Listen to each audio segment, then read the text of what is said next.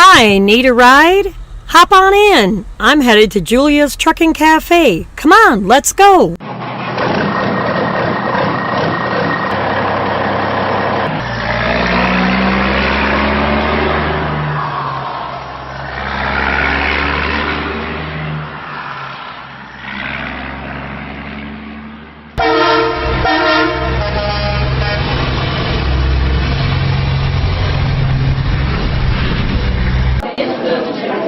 Cool, we made it just in time. Come on, let's go get a seat.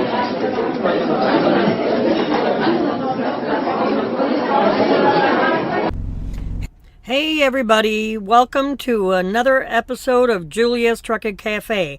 Glad you have a seat and something to drink. Now sit back and enjoy the show. I have lots of news to get to, so let's get right to it. In Pawhuska, Oklahoma, law enforcement has searched a semi-truck that they stopped, and they say it was loaded with about 18,000 pounds of what they believe is marijuana, loaded in 60 containers. Officers say it field tested positive for marijuana, but they are running more tests just to be sure. This was reported on January 9th. The Oklahoma Bureau of Narcotics says it's only legal for someone to transport marijuana in Oklahoma if the person has an Oklahoma Medical Marijuana Authority, or OMMA, medical marijuana license. Pawhuska's police chief says neither of the men in the semi-truck had any Oklahoma licenses. Oklahoma Bureau of Narcotics says that this case likely falls under federal guidelines since the truck was not from Oklahoma and not destined for Oklahoma. If the investigators determine it is marijuana, the transport would be illegal on a federal level, you think? Pawhuska Police Chief Rex Wickel says two officers pulled over the semi-truck just before 3 a.m. on Wednesday because it didn't stop at a stoplight in town. In other words, it ran a stoplight. When the officers walked up to the semi, they reported smelling an odor of marijuana. Wickel said the truck field tested positive for marijuana. He also said paperwork indicated the truck is loaded with as much as 24,000 pounds of possible marijuana. Wickel said the two men who were following the truck in the minivan told officers they were the truck's security team. Wickel said the minivan ran the same stoplight as the semi. The police chief said the driver and a passenger in the semi claimed they were hauling industrial hemp from Kentucky to Colorado and showed the officers a bill of lading, which is similar to a receipt. Not really. It is the shipping papers for the truck that tells you the weight of the cargo, what's inside, how many containers are inside. So it's not a receipt, not whatsoever. So he's wrong in that. Wickel said paperwork showed the truck has been between 18,000 to 24,000 pounds of possible marijuana stored in the 60 containers. The police chief said the bill of lading didn't look right and the men's stories didn't match. Wickel said the four men are in police custody while multiple agencies investigate, including Pawhuska Police, the Osage County Sheriff's Office, the Oklahoma Highway Patrol, the Oklahoma Bureau of Narcotics, and the DEA. So everybody's going to jump on board of this truckload. Shoot, that'll be a heck of a haul if it is found out to be marijuana and they are shady in transporting it across multiple state lines. Now, just when you thought that self-driving trucks were a myth, Freightliner comes out with a new Cascadia that can steer, accelerate, and brake without any help from you. This week, which was last week on the 10th, Daimler debuted North America's first quote-unquote level 2 automated truck in Las Vegas. The semi-automated model year 2020 Freightliner new Cascadia made its debut on Monday, January 7th at the 2019 Consumer Electronics Show at the Las Vegas Motor Speedway. Daimler says the new Cascadia is the first SAE Level 2 automated truck in series production in North America. Level 2 automation means that the truck is capable of steering itself, as well as accelerating, decelerating at any speed range without assistance from a human driver. The 2020 Cascadia Level 2 automated features are designed to support a fully engaged human driver, not to replace him or her. Yeah, right. We're working towards that, trust me. The 2020 Cascadia will feature proprietary, if I could talk, y'all laughing at me, automated technology including active lane assist, adaptive cruise control, active brake assist, and side guard assist. In other words, crash idiot proof stuff like I have on my truck now. That when you get too close to somebody, what does it do? It doesn't beep, it doesn't warn or anything like that, or it's been shut off. It'll slam on the brakes and throw the driver through the windshield. That's always great. Daimler says the semi-automated features will enhance highway safety and make driving easier. Really? Daimler also promises, but it makes the driver lazy because you're not paying attention anymore. You're too worried about listening for the beeps. And what happens when a driver gets lazy and they're not paying attention? They start playing with their e-cigarettes. They start playing with their phone. They start getting on Facebook and social media and, playing games and steering with their feet and reading books and magazines and stuff going down the highway because we don't have to pay attention anymore. Daimler has invested nearly $600 million in automated truck technology and says that their goal is to put SAE Level 4 highly automated trucks that won't even need drivers on the road within the next decade. You can take a quick peek at the Freightliner new Cascadia in the video below. It's there if you want to. Me personally, I'm not going to. When that happens, I'm going to even retire. By then, I'll be out here 40 years, and I'll even get off the road when that happens. In other news, Indiana closes popular rest stop, making it harder for truckers to find parking. And Indiana transportation officials say they will save millions of dollars by shutting down a busy rest stop in the near future. Indiana Department of Transportation says they'll be shutting down the Nancy Hanks rest area off of I-64 near Dale. Though there is currently no set date for the shutdown, they warn that both the eastbound and westbound facilities will close in the near future, according to a report. They say the cost is the major reason for the rest stop closure. To keep these facilities up and running, you're looking at a significant investment of probably millions of dollars per facility.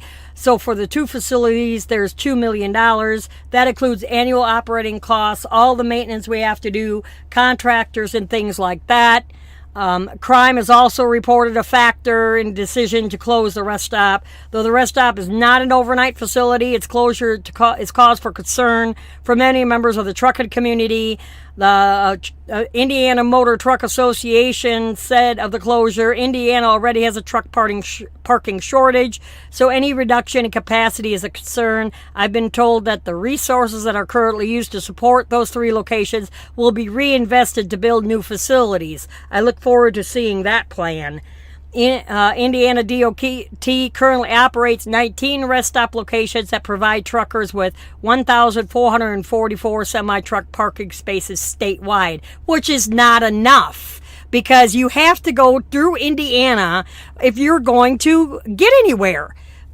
70, 64, 65, not so much 75, but any of the major arteries, 80 and 90 across the top, 65 runs north and south, 64 runs east and west, 70 runs through Indianapolis, 74 into Indianapolis. Yeah, there's major interstates going through that state. We can't get around it unless you go all the way around the bottom. So you either run all the way through it without stopping, and if you loaded late or something, you're kind of screwed. So they just don't think. They're too money hungry. They're too busy worried about millions of dollars, They don't give a shit about us. They really don't. None of these states do anymore. It's getting pretty bad out here. I'm sorry, but it is. On to better news. A historic superload begins the 4-day journey. This started on January 7th. So at this, as I'm reporting this news, it is done over with. Sorry. Authorities in Alberta, Canada say that a gigantic industrial tower, which is the quote-unquote heaviest load ever to travel on their roadways, is currently on the move to a new location, thanks to a group of heavy haul experts. On Sunday, January 6th at 9 o'clock at night, a massive propane splitter started its 4-day trip from Edmonton to industrial heartland north of Fort Saskatchewan. Authorities say that in the superload's longest configuration, the load, including all of the trucks, is 587 feet long, 31 feet wide, 42 feet high, and weighs more than 900 U.S. tons. Now, 1 ton is 2,000 pounds. So 900 times 2, that's roughly 180,000 pounds. When on our roads, only 80,000 pounds is allowable. A press release from Alberta government calls this the heaviest load ever to travel on Alberta's highway network and points out that it is heavier than Caterpillar's largest mining truck, which is used in the oil sands and 6 times as large. The Global News reports that there are a total of 912 tires on the trucks and trailer hauling this superload. The move is being orchestrated by heavy haul specialists at Mammoet, something like that. I'm sorry if I'm butchering it. The propane splitter will be used to convert propane into plastic, which can then be turned into household goods. Authorities warn that the superload will be taking up both lanes of the highway, you think, and will be traveling well below the posted speed limit, so drivers in that area should expect delays. The truck is scheduled to reach its final destination on January 9th. You can see the massive superload making a turn in this video on the bottom of this article, which will be in the show notes. So I'm sure it has a push truck and everything else. They were saying it should be the final destination on January 9th. That was only 3 days then, not 4. In more news, a trucker says he was reaching for his e-cigarette moments before rear-ending a farm tractor. An Illinois man lost his life when his farm tractor was rear-ended by a semi-driver who said that he was distracted by a dropped e-cigarette. The crash happened just after 1:30 on Sunday, January 6th in Saline County near Harrisburg, Illinois. Illinois State Police say that Raymond G. Bowles, 60, was driving a tractor southbound at a slow rate of speed on US 45 when he was struck from behind by the semi-truck driven by 56-year-old semi-truck driver Kevin S. Volker. Bowles was airlifted to a nearby hospital where he later died from his injuries. Volker was not hurt in the crash. Volker later told police that he had been distracted after he dropped an e-cigarette in the cab of his truck. The Illinois State Police, Sergeant Mark Zimmerman, explained there was a statement made involving an e-cigarette. It had fallen onto the floorboard and he had reached down to grab that, and by the time he looked up, the tractor was in front of him and he couldn't slow down in time before crashing. Volker was cited for failure to reduce speed to avoid a crash. Zimmerman reminded drivers about the dangers of driving while distracted. We need to make sure that we are focused on driving while driving and try to limit all distractions inside the vehicle, he says. Not only get on to truck drivers, but what about car drivers that are texting and talking with handheld devices up to their head instead of wireless headsets like us commercial drivers need to have? This week, this episode of Julia's Trucking Cafe is brought to you by Julia's Virtual Assistant Service. Have you ever thought about hiring a virtual assistant? Do you even know what a virtual assistant is? Well, may I suggest you contact Julia's Virtual Assistant Service to find out how they can help you and your business. Do you have things that you hate doing? Are you an owner-operator and have receipts that you have to turn in to your accountant? Pretty soon it's going to be tax time, guys. Well, hand them over to Julia's virtual assistant service and concentrate on the things that you enjoy doing. From basic website design, social media marketing, bookkeeping to transcription, Julia's virtual assistant service can help you and your business with the things that you hate doing. Any task that you have, hand it over to them. Contact Julia's virtual assistant service today by going to their website at juliasvaservice.com. That's juliasvaservice.com, juliasvirtualassistantservice.com. And if you don't find a service on the website that you may need, please email her. Under the contact page is their email. They have fast turnaround time with low economical rates. Now back to the news. Washington State DOT warns drivers to expect the worst closure in state history. The Washington State transportation officials are warning drivers to do everything that they can to avoid what is expected to be one of the most disruptive road closures in state history. This weekend, which this, again, was January 9th, State Route 99 over the Alaskan Way Viaduct in downtown Seattle will shut down, triggering a 3-week period of traffic nightmares that is being dubbed the Seattle Squeeze. The road closure is set to begin at 10 p.m. on Friday, January 11th. About 3 weeks later, a new 4-lane tunnel will reopen to replace the Alaskan Way Viaduct. And viaduct is meaning bridge. That's an old term for overpass or bridge. Since the Alaskan Way Viaduct carries 90,000 vehicles every day, this road closure is expected to cause serious traffic headaches for the next 3 weeks until the new tunnel opens. This, quote, Seattle Squeeze is the longest major road closure in Puget Sound history.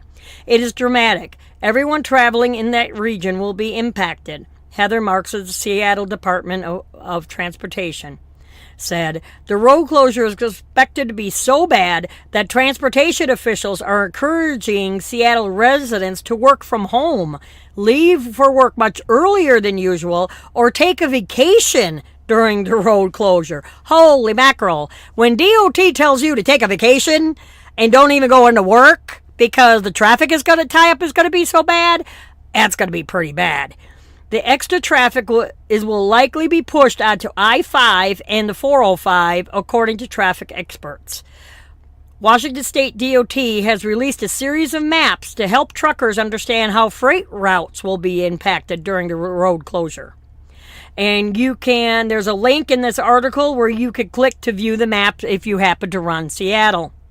The Alaskan Way Viaduct was built in 1953 and was weakened by a 2001 earthquake. The structure will be dismantled over the next several months. You can access real-time travel time information from Seattle area by clicking in the link again in the article. Washington State DOT gives drivers the information that they need to know how to survive the State Route 99 road closure in the video that's listed in the article as well. Now, a new toll means truck drivers will pay $55 to travel this length of interstate. And I bet you'll never guess where it is. Lawmakers are moving forward with a plan to place tolls on one of the busiest interstates in Virginia in order to fund infrastructure upgrades. On Tuesday, January 8th, Virginia Governor Ralph Northam presented a legislative proposal to start tolling both commercial and passenger vehicles on, guess which one? I-81 interstate. The new proposal would add toll gantries every 40 to 60 miles of the 325 miles of I-81 in the state of Virginia. Though the definite toll rates have not yet been decided, tolls for trucks are expected to be set around 17 cents per mile, meaning it costs truckers more than $55 one way to travel the length of I-81. Tolls for passengers' cars are expected to be 7 cents to 11 cents per mile. Drivers of cars and smaller trucks would be eligible to purchase their Pike Pass to allow them unlimited travel on I-81 for a set fee. But semi-trucks, of course, won't be eligible for that. Tolls will be discounted at night to encourage drivers to use I-81 at off-peak hours. The tolls are expected to bring in $150 million per year. The toll funds will be used for infrastructure improvement projects designed to ease traffic congestion on I-81. These improvements include widening lanes, adding electronic signage, and increasing resources to more quickly clear crashes on the interstate. Trucking groups have condemned the tolling plan. The Virginia Trucking Association and CEO Dale Bennett said the tolling plan must still be approved by the Virginia General Assembly, which starts its session on Wednesday, January 9th, but it is expected to pass. Which, that's a load of horse pucky, trying to keep the show G-rated. And there is a few more details of this. Mr. Bennett said the Commonwealth Transportation Board I-81 report lacks many of the needed facts it would require to launch a tolling program in Virginia. There is no discussion of the federal application process or even a mention that one is required. The report does not look at diversion levels and negative effects on other roads caused by tolls, nor does it assess the economic impact that tolls will have on recruiting businesses to the region and increasing cost of businesses along the I-81 corridor. There is no mention of the lengthy NEPA environmental study process, nor discussion of the capital or administrative costs of tolling. It would be hasty of the General Assembly to move forward with so many unanswered questions and so few details on what an I-81 tolling program would look like. The trucking industry supports an increase in the fuel tax as the fairest and most efficient way to fund road improvements and maintenance, quote unquote. In other news, a pickup truck driver cut off a semi who was a flatbed who was carrying a load of steel, which penetrated the cab and killed the driver. A semi-truck driver lost his life in Michigan City on Monday when a pickup truck driver cut him off, causing his load to shift and slam into the cab of his truck. The incident was reported just after 6:30 in the morning on Monday, January 14th, near Monroe Township in Michigan. According to a news release from the Michigan State Police, the semi-truck and pickup truck were both eastbound on S. Custer Road, also known as Michigan 50, with the semi in the right lane and the pickup truck in the left lane.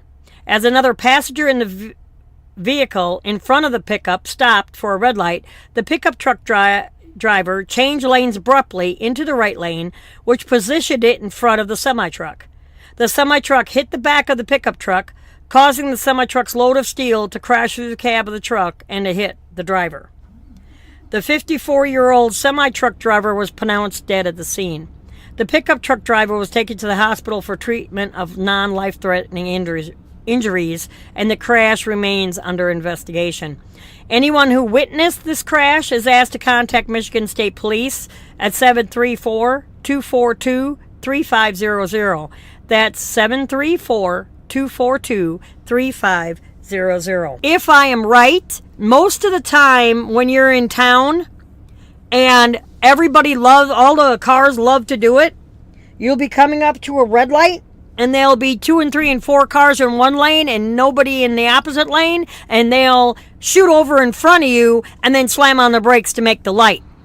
And if he wasn't expecting that maneuver, there would be no way for him to stop. If the roads were wet, he could have slid into the pickup truck. I mean, we just don't know. And you're going to find this story disturbing. A popular weather app has been tracking and selling user data without permission, according to a California lawsuit. Authorities say that the app, quote, tracks users' movement in minute detail, even when the users are not actively using it. Los Angeles prosecutors have sued the operators of one of the nation's most popular weather apps for allegedly tracking users and selling their data to third parties. According to a statement issued by LA County Attorney Mike Feuer on January 4th, a lawsuit has been filed against the operators of the Weather Channel mobile app. The lawsuit accuses the app operators of allegedly, covertly mining the private data of users and selling the information to third parties, including advertisers. Prosecutors say that the Weather Channel app uses geolocation technology to monitor user locations 24 hours a day, even though it promised users that it would only use the location technology to provide personal weather information. Doesn't that kind of sound like Facebook? The suit alleges that the app tracks users' movement in minute detail, even when users are not actively using it. The lawsuit accuses the app operators of sharing user location data with parent company IBM, as well as other third-party companies, for advertising and other commercial purposes entirely unrelated to the weather. The app operators also sold the data to hedge fund operators seeking information about consumer behavior, according to the lawsuit. The Weather Channel app operators are also accused of deliberately obscuring the way it will use geolocation data information in its privacy policy in order to convince about 80% of users to allow the app access to that data. The suit seeks to force the Weather Channel app operators to stop deceptively collecting and selling personal data, in addition to $2,500 in civil penalties for each violation. Any court ruling would only apply in the state of California. IBM has denied any wrongdoing. More than 45 million people use the Weather Channel app. So I do not get sponsored by this entity at all, but what I have found is there is a internet provider that will mask your IP address, and I use private internet access, it's called. You could use it on your phone, you could use it on your laptop. Virtual private network. You can download it. If you have an iPhone, you could download it on the app. But it's what's called a VPN, and it masks your true IP address. So your location and your data and everything is protected. I have another one on my Mac that I'm using as recording the show. So you may want to check into that. I want to say I greatly, greatly appreciate all of you who tune in each and every week and who listen to the cafe. And if you are a new listener to the cafe and you would like to check us out on social media or on your phone, or we are a podcast as well. We have a YouTube channel. We're on iHeartRadio, iTunes, and on the bottom of every podcast episode on the website at juliastruckingcafe.com, I have links listed where you could find me on any of those other mediums. Please like us on Facebook, and don't forget to join our discussion group at Julia's Truckin' Cafe Regulars. I share recipes on our website under the cafe menu, videos of stupid things that drivers do, and much more.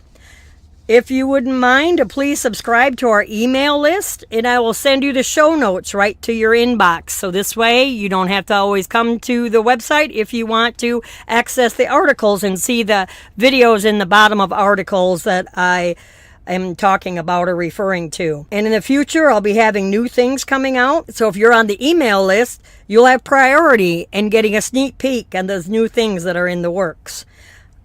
Before I forget, please feel free to leave a comment on the bottom of any episode that you listen to. I greatly appreciate your input and your comments on Facebook, where I post them, Twitter, and also on the website. There's a space on the very bottom. You scroll down to the bottom of the episode and you can leave a comment. If you have an idea for any upcoming show, please feel free to email me. My email is on the contact page. And if you enjoy this show and you would like to become a sponsor, there's a link that you could click on that will explain how you can become a sponsor to the show. So until next time, keep the shiny side up and stay safe out there.